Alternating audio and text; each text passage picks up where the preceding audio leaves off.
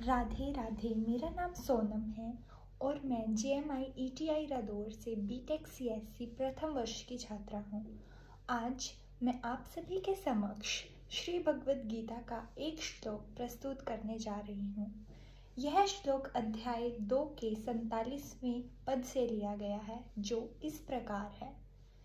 कर्मण्येवाधिकारस्ते मा फलेषु कदाचन मा कर्मफलहेतुर्मा ते संगोऽस्त्व कर्मणि।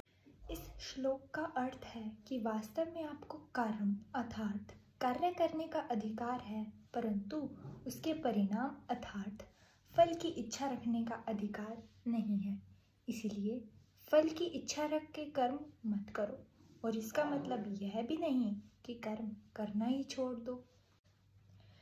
इस श्लोक में श्री कृष्ण जी अर्जुन जी से कहते हैं कि तू कर्म अर्थात युद्ध कर और इसका फल मुझ पे छोड़ दे, परंतु वह मना कर रहे हैं कि मेरे विपक्ष में तो मेरे भाई बहन हैं, मैं उनसे कैसे लड़ सकता हूँ।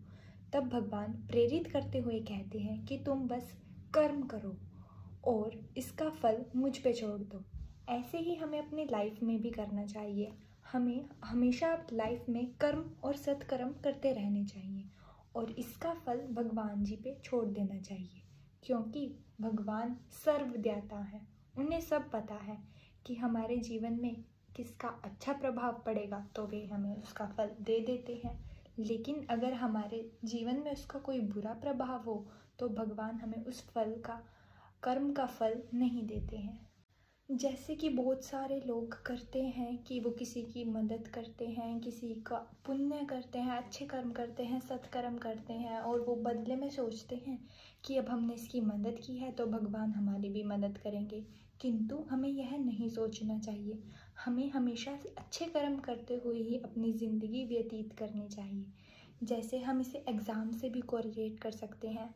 अगर हम अच्छे से मेहनत कर रहे हैं, पढ़ाई कर रहे हैं, तो भगवान हमें उसका फल अवश्य देंगे। इसलिए हमें बिना फल की चिंता करते हुए बस लगातार प्रयास करते रहना चाहिए।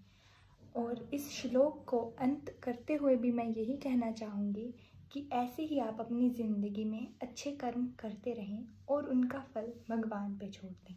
धन्यवाद।